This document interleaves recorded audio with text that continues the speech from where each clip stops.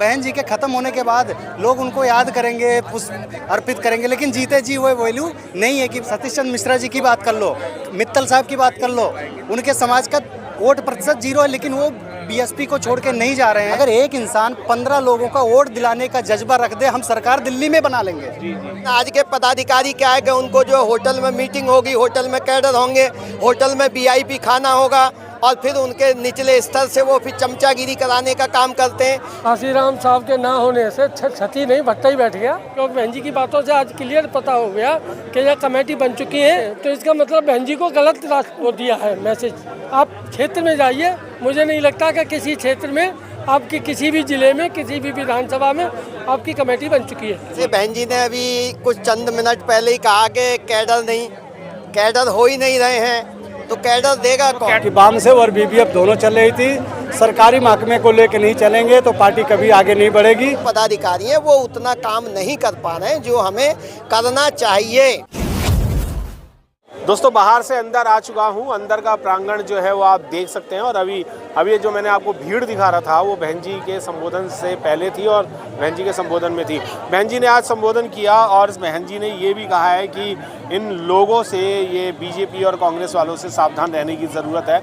यही लोग बाबा साहब को धोखा दिया, इन्हीं लोगों ने काशीराम साहब को दिया और ये पूरे बहुजन समाज को दे रहे हैं। क्या लगता है कि हम इनको अपने समाज से हटा सकते हैं?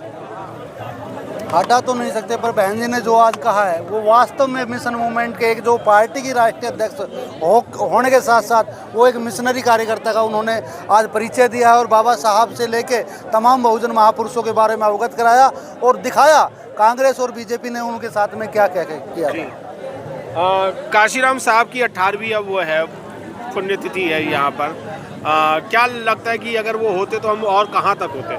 अगर मान्यवर साहब काशीराम जी हमारे सामने हमारे बीच में 50 साल तक ही रहे, अगर मैं तो आज तो बहुत ज़्यादा 18 साल हो गए, 10 साल अगर और जीते तो जब उन्होंने उत्तर प्रदेश में दिया, उत्तर प्रदेश के लगते जितने भी तमाम राज्य हैं उनमें आज हमारी सरकार होती और हम केंद्र में भी सरकार बनाने का मुद्दा रखते हैं। बिल्कुल, प्रधानमंत्री भी बहन जी बन जाती। कितनी क्षति पहुंची है काशीराम साहब के ना होने से? काशीराम साहब के ना होने से क्षति नहीं भट्टा ही बैठ गया। कैसे? सब तरीके से। जो आप कह रहे हो कि कितनी क्षति पहुंची है, बहन जी जो चीफ मिनिस्टर बनी थी लास्ट 2007 में, वो सब काशीराम जी की कमाई थी जी। और आज जो बहन जी के बयान सुने हैं, बहन जी कहती हैं कि भाई कमेटी बन चुकी है, कमेटी बन चुकी है, तो इसका मतलब बहन जी को गलत मतलब इन्होंने वो दिया है मैसेज बहन जी को, क्योंकि बहन जी की बातों से आज क्लियर पता हो गया कि यह कमेटी बन चुकी है और जो भी कमेटी एक आध रही है वो विधानसभा इलेक्शन के बाद होगी। लेकिन आप क्षेत्र में जाइए, मुझे नहीं लगता कि किसी क्षेत्र में आपकी किसी भी जिले में किसी भी विधानसभा में आपकी कमेटी बन चुकी है जी। पर हम लोग अगर किसी से बात करते हैं तो वो ये कहते हैं हमारा तो काम पूरा हो चुका है। नहीं, पूरा तो उनका पेपर वर्क पूरा है, लेकिन फील्ड में कुछ नहीं है। पेपर वर्क अगर फील्ड में होता तो आज बहन जी के यहाँ भी 2-4 MLA होते, 1-2 नहीं 2-4 होते और पार्टी का काम अच्छा होता, एक आध साल हो सकता है, सांसद भी हो सकता था। लेकिन वो कागजों में कमेटी बनाते हैं यहाँ के वर्कर, कागजों में। फिजिकली कमेटी यहाँ कहीं भी नहीं है। कोई भी मुझे अगर कहता है चैलेंज देंगे तो मैं लग जाता हूँ क्षेत्र में बता देता हूँ कि कितनी कमेटी है। बिल्कुल, कमेटियों पे काम करना चाहिए, तभी हम आगे और भी बढ़ेंगे। ये जो काम था 2007 में, हमें पता है साहब काशीराम जी की वो थी, काशीराम जी ने मेहनत किया था, उस मेहनत का रंग आया था। और आज हमारे जो वर्कर बहन जी ने जिनको बागडोर दे रखी है, वो लोग जो है बागडोर सही तरीके से संभाल नहीं रहे जी। संभालने की ज़रूरत है। मेरे साथ हैं बहुजन सिंगर शशि भूषण जी, उनसे भी जानने की कोशिश करते हैं। काशीराम साहब को 18 साल हो गए हमारे साथ बीच में से गए हुए। क्या लगता है कि अगर काशीराम साहब और होते तो अब अभी जो बहुजन समाज है या बहुजन समाज पार्टी वो कहाँ तक होती? देखिए, जाना तो सबको होता है जी। अब इसको ये कह सकते हैं कि बाबा साहब भी अगर कुछ दिन और रुक जाते तो आज बौद्ध में होता। हाँ। काशीराम जी भी और रुक जाते तो आज शायद प्रधानमंत्री होते। तो ये तो संभावना है कि अगर वो होते तो ये हो सकता था लेकिन ज़रूरी नहीं है कि ये होता। लेकिन अगर इसी हिसाब से रहता तो ज़रूर कुछ ना कुछ परिवर्तन होता। परिवर्तन होता है। कितनी क्षति पहुंची है काशीराम साहब के ना होने से? सर देखिए, तो महापुरुष थे, जो उनके विचारधारा था वो विचारधाराओं से अभी पार्टी में हमारे लोग सही नहीं चल रहे हैं, इसीलिए हमारे पार्टी का कुछ नुकसान हो रहा है। जैसे मानवर कांसीराम साहब का विचार था कि वो कार्यकर्ताओं को पहचानते थे। आज जो है पार्टी में हमारे पार्टी के लोग जो इंचार्ज हैं वो अभी अच्छे लोगों को जिम्मेदारी नहीं दे पा रहे हैं। वो पैसा वालों को ढूंढ रहे हैं और वो काम करना नहीं चाहते। ज़मीनी कार्यकर्ता नहीं कर रहे हैं काम, ना कार्यकर्ता ज़मीनी हैं। लोग व्हाट्सएप पे सोशल मीडिया पे चल के कर आपके अधिकारी तो कह रहे हैं कि सारे काम जमीनी स्तर पे ही हो रहे हैं। नहीं हुआ है। और अब की बार भी प्रधानमंत्री बनाने के लिए पूरी उनकी दमखम था उनका। नहीं जी, देखिए मैं तो अपने बड़े लीडर की बात करूंगा कि वॉलंटियर्स फोर्स और जो वाम सेब तैयार नहीं करेंगे तो पार्टी का ग्राफ गिरता रहेगा। और जब तक ये तीनों विंग नहीं चलेगा, माननीय कांसीराम साहब के विचार से जो चल रहा था, इससे बहन जी को जो है कि 4 बारी मौका मिला कि वाम सेब और बीबीएफ दोनों चल रही थी। सरकारी महकमे को लेकर नहीं चलेंगे तो पार्टी कभी आगे नहीं बढ़ेगी। और जो राजनीति यानी कैडर की जरूरत है, और कैडर बंद हो चुके हैं। बहन जी ने आज कहा है कि कैडर दोबारा से शुरू हो रहे हैं। कैडर का मामला है, कैडर भी चलेंगे। कुछ और लोगों से भी बात करते हैं। युवा हैं, टाई वाई लगा के बाबा साहब की तरह खड़े हुए हैं। आपसे भी जानना चाहूँगा क्या कितनी क्षति पहुँची है बाबा साहब के ना होने से? सर देखो, सबसे पहले सभी को जय भीम। क्षति तो बहुत पहुंची है। पुरुष का तो अवतरण होता रहता है हमेशा, लेकिन महापुरुष कभी सदियों में, कभी 10 साल में, 20 साल में पैदा होते हैं। हम पहचान नहीं पाते। जैसे कि मानवर साहब, बाबा साहब के बाद मानवर साहब आए और मानवर साहब की वजह से लोग बाबा साहब को जान पाए। और बाबा साहब को जानने के बाद हम ऐसा कर रहे हैं कि हमें एक मसीहा, यानी हमारी दलितों की मसीहा, यानी सर्व समाज की भी मसीहा कही जाती है।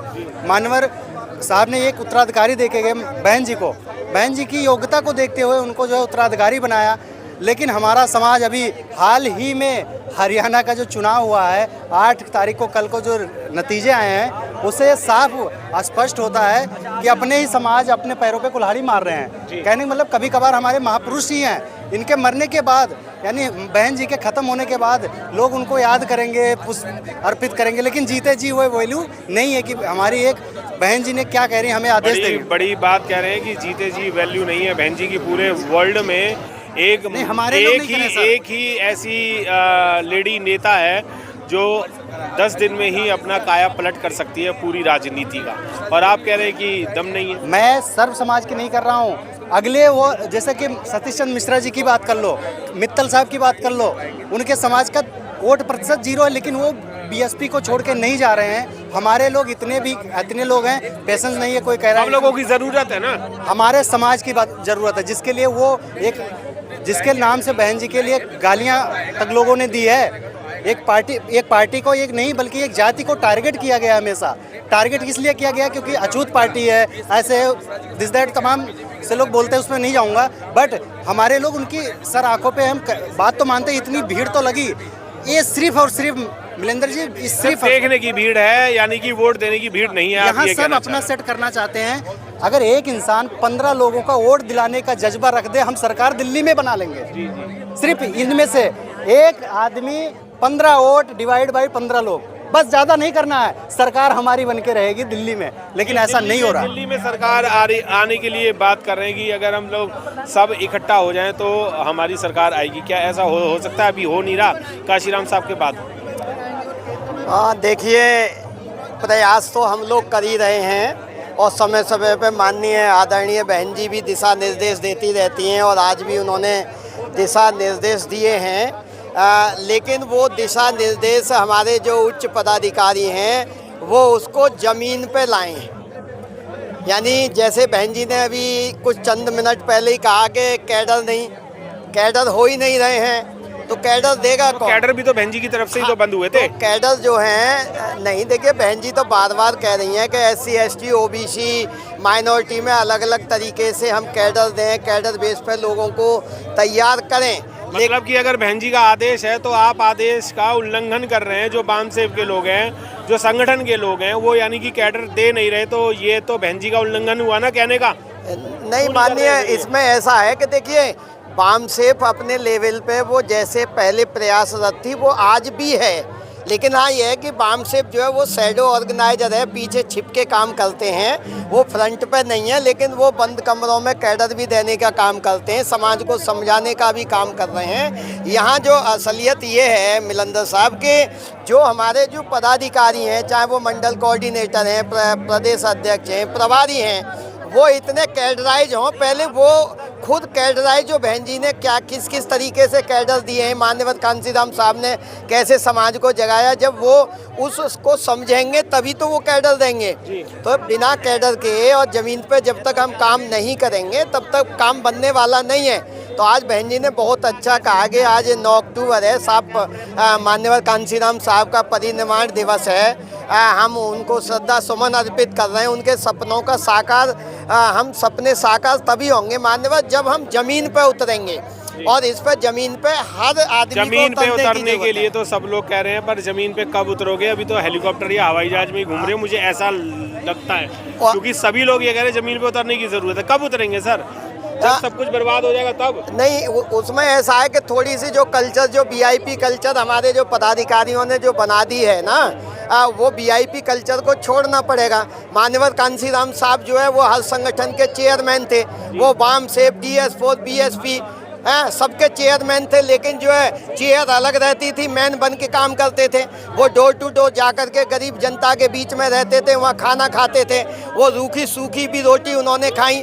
लेकिन आज के पदाधिकारी क्या है कि उनको जो होटल में मीटिंग होगी, होटल में कैडर होंगे, होटल में VIP खाना होगा, और फिर उनके निचले स्तर से वो फिर चमचागिरी कराने का काम करते हैं। तो जब तक माननीय सर ये जो चमचागिरी का जो स्तर जो बढ़ गया है ना, और चमचागिरी के बल पे जो पद पोस्ट मिलना, प्रभारी बनना और कुछ काम न करना, ये जब तक हम बहन जी की बात को मान कितना रहें। आदरणीय बहन जी तो दिन रात, अभी हरियाणा में उन्होंने दिन रात मेहनत की, और हमारे युवा जो आज के हमारे उत्तराधिकारी हैं जो है आकाश आनंद जी, उन्होंने भी मेहनत की, लेकिन हम सब मिल कर के जो पदाधिकारी हैं वो उतना काम नहीं कर पा रहे हैं जो हमें करना चाहिए, क्योंकि उनके अंदर भी जैसे बहन जी जैसा, अरे बहन जी हमारी आदरणीय है, वो हमारी सम्माननीय है, वो हमारी मसीहा हैं, तो हमारे जो नीचे के बाकी तो सब कार्यकर्ता हैं। जब तक हमारे स्टेट के कोऑर्डिनेटर, प्रभारी या मंडल कोऑर्डिनेटर जमीन पर उतर के और निचले स्तर के कार्यकर्ता के साथ डोर टू डोर नहीं जाएंगे, सुख दुख में शामिल नहीं होंगे और कैडर नहीं देंगे, तब तक कादमा नहीं बढ़ेगा।